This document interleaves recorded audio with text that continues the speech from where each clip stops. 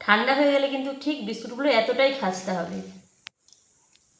যারা তেল একদমই খেতে পছন্দ করেন না তারা কিন্তু এইভাবে চায়ের সাথে তেল ছাড়া এই বিস্কুটটা খেয়ে দেখতে পারেন। রাধে রাধে বন্ধুরা, আজ আমি আপনাদেরকে বানিয়ে দেখাবো চায়ের সাথে বানিয়ে খাওয়ার জন্য জিরে বিস্কুট। যে জিরে বিস্কুট আমরা বাজার থেকে অনেক দাম দিয়ে কিনে খাই, সেই জিরে বিস্কুট বানানো বাড়িতে যে কতটা সহজ, এই ভিডিওটি না দেখলে আপনারা বিশ্বাসই করতে পারবেন না। পুরো ভিডিওটি দেখতে থাকুন, আশা রাখছি আপনাদের অনেক ভালো লাগবে। আজকের এই জিরে বিস্কুট বানানোর জন্য এখানে আমি কিছুটা বাটার নিয়েছি, বাটারটা একটু গলিয়েও নিয়েছি। একটা থালার মধ্যে দিয়ে দেব 6 চামচের মতন বাটার।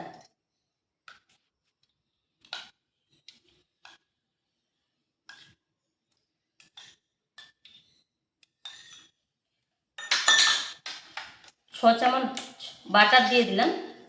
আমি এখানে বাটার দিয়ে বানাচ্ছি, আপনারা চাইলে 6 চামচ ঘি দিয়েও বানাতে পারেন, কিংবা 3 চামচ ঘি আর 3 চামচ সাদা তেল এইভাবে মিশিয়েও বানাতে পারেন।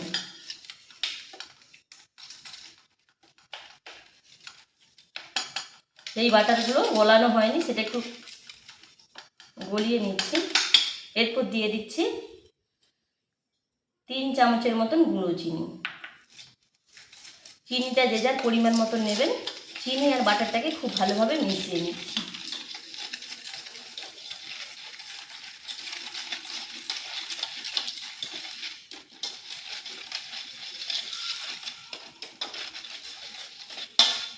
ছ চামচ বাটারের জন্য আমি এখানে 3 চামচ গুঁড়ো চিনি ব্যবহার করছি। আপনারা চাইলে চিনির পরিমাণটা একটু বাড়িয়ে কমিয়ে নেবেন। খুব ভালোভাবে চিনি আর বাটারটাকে মিশিয়ে নিয়েছি। এবার দিয়ে দিচ্ছি 1 বাটি আটা।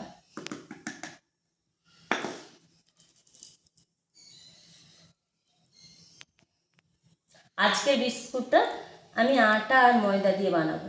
অবশ্যই করে আপনারাও কিন্তু আটা আর ময়দা দিয়ে বানিয়ে নেবেন, তাহলে কিন্তু খুব খাস্তাও হয় আর খেতেও ভালো লাগে। আটাটা আমি চেলে নিচ্ছি।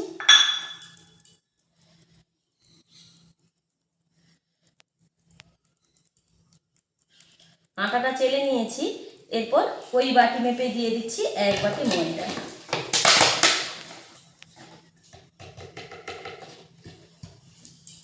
এখানে 1 বাটি ময়দা নিয়েছি, ময়দাটা একটু চেলে দিয়ে দেব।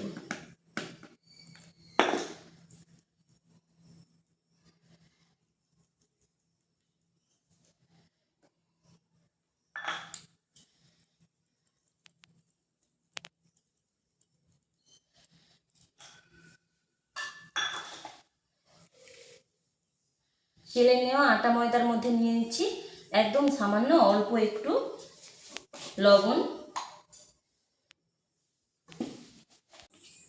এরপর এর মধ্যে দিয়ে দিচ্ছি 1 চামচ বেকিং পাউডার। এটা কিন্তু বেকিং পাউডার, বেকিং সোডা নয়। তার সাথে দিয়ে দিচ্ছি 1 চামচের মতন গুঁড়ো দুধ। গুঁড়ো দুধটা অপশনাল, আপনারা চাইলে দিতেও পারেন, আবার নাও দিতে পারেন। দিলে খেতে ভালো লাগে বিস্কুটগুলো, তাই দিলাম। এদিকে দেখুন 2 চামচের মতন জিরে আমি শুকনো কড়াতে একটু ভেজে নিয়েছি, এর মধ্যে দিয়ে দেব। যেহেতু জিরে বিস্কুট বানাচ্ছি তাই জিরে ভেজে দিতে হবে অবশ্যই। সব কটা উপকরণ প্রথমে হাত দিয়ে খুব ভালোভাবে মেখে নেব। এইভাবে ঘষে ঘষে মেখে নিতে হবে, তাহলে খুব ভালোভাবে ময়দার মধ্যে ময়ান দেওয়া হয়ে যাবে।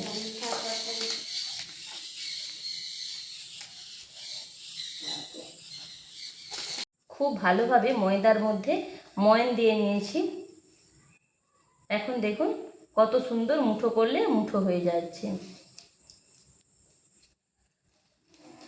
এবার ময়দাটাকে মেখে নিতে হবে, তাই এখানে দেখুন কিছুটা লিকুইড দুধ নিয়েছি। দুধটা খুব ভালোভাবে ফুটিয়ে ঠান্ডা করে নিয়েছি। এবার এর মধ্যে দেব আর মেশাতে থাকবো। তবে একেবারে অনেকটা দুধ দিয়ে মেশাতে হবে না, কারণ এই ডোটা একটু রুটি লুচি পরোটা বানানোর জন্য আমরা যেভাবে ডো বানাই তার থেকে একটু শক্ত হবে। এখানে আমি আটাটা খুব ভালোভাবে মেখে নিয়েছি, একটু শক্ত করেই মেখেছি, কারণ এর মধ্যে গুঁড়ো চিনি দেওয়া আছে, তাই চিনিটা গলে একটু জল হবে। 10 মিনিটের মতন আটার ডোটাকে রেস্টে রেখে দেবো। আটার ডোটা আমি 10 মিনিটের জন্য রেস্টে রাখা হয়ে গেছে। এখন আরেকবার হাত দিয়ে ভালোভাবে মেখে নেব। আরেকবার হাত দিয়ে ভালোভাবে মেখে আটার ডোটাকে দুভাগ করে নেব। এবার হাতের সাহায্যে একটু গোল করে নেব। একটা ডো নিয়ে অল্প একটু গুঁড়ো ময়দা দিয়েছি। গুঁড়ো ময়দা দিয়ে খুব ভালোভাবে ডোটাকে বেলে নেব। এখানে একটা বেলুন পিরিট নিয়েছি আর একটা বেলুন কান নিয়েছি। এখন আমি বেলে নিচ্ছি। দেখুন এতটাই শক্ত বানাতে হবে, এইভাবে যেন একটু ফেটে যায়।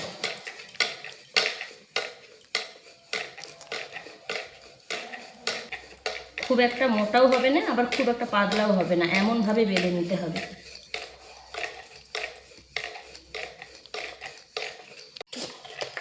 খুব একটা মোটাও নয়, আবার খুব একটা পাতলাও নয়, এরকম করে বেলে নিয়েছি। এখানে দেখুন একটা কৌটোর ঢাকনা নিয়েছি। এবার গোল গোল করে কেটে নেব।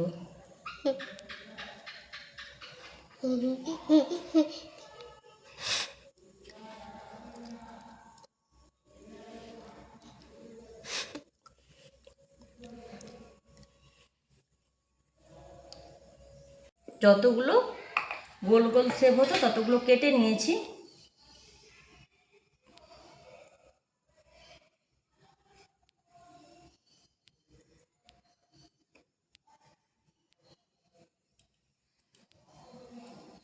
এবার এই যে অংশটা রয়েছে এটা দিয়ে আবারও এই একইভাবে বেলে এরকম গোল গোল করে শেপ করে নেব।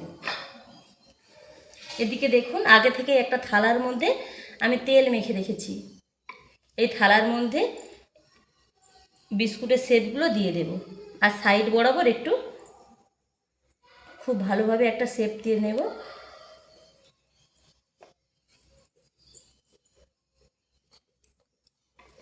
হবে যতগুলো বিস্কুট আমি রেডি করেছি ততগুলো বিস্কুট থালার মধ্যে শেপ নিয়ে নিয়েছি।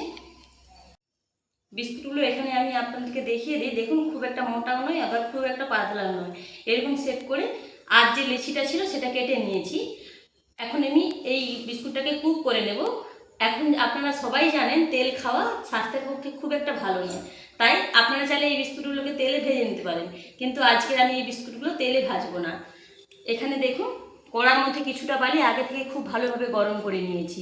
খুব সাবধানে থালাটা বসিয়ে দেব।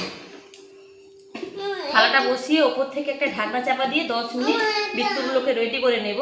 কিন্তু ঢাকনাটা এমনভাবেই দিতে হবে যেন ভেতরে তাপ যেন বাইরে না বেরোয়। এখন আমি 10 মিনিট বিস্কুটটাকে কুক করে নিচ্ছি। আরও 10 মিনিটের মতন আমি বিস্কুটগুলোকে কুক করেছি। এখন দেখুন বিস্কুটগুলো কত সুন্দরভাবে রেডি হয়ে গেছে। এখন এই বিস্কুটের ওপরে একটু বাটার ব্রাশ করে দিচ্ছি। খেতে ভালো লাগবে বলে, আপনারা চাইলে নাও দিতে পারেন।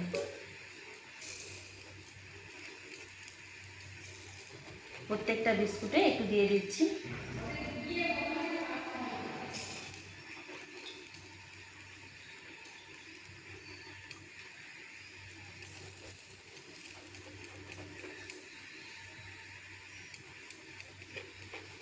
আর খুব একটা বেশি সময় লাগবে না, বাটার দেওয়ার পর 5 মিনিট রেখে দিলেই বিস্কুটগুলো রেডি হয়ে যাবে।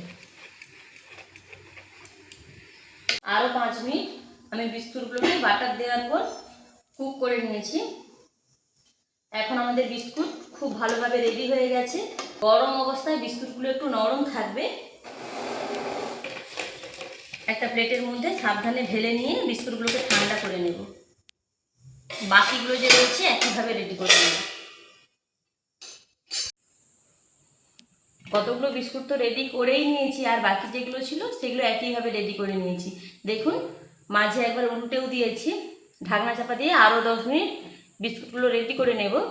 এদিকে দেখুন পাখার হাওয়াতে যেগুলোকে ঠান্ডা করতে দিয়েছিলাম সেগুলো পুরোপুরিভাবে ঠান্ডা হয়ে গেছে।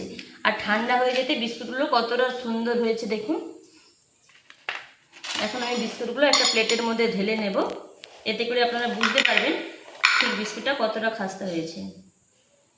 আওয়াজ শুনেই বুঝতে পারছেন বিস্কুটগুলো ঠিক কতটা খাস্তা হয়েছে। আর দেখুন যেগুলো একটু বেশি তাপ লেগেছে সেগুলো একটু এইভাবে হয়ে গেছে কালো কালো, তাতে কোনো রকম খেতে স্বাদ বদল হবে না, খাওয়ার স্বাদ বদল হবে না। এখন আমি আপনাদেরকে একটা বিস্কুট ভেঙে দেখাবো ঠিক কতটা খাস্তা হয়েছে বিস্কুটগুলো।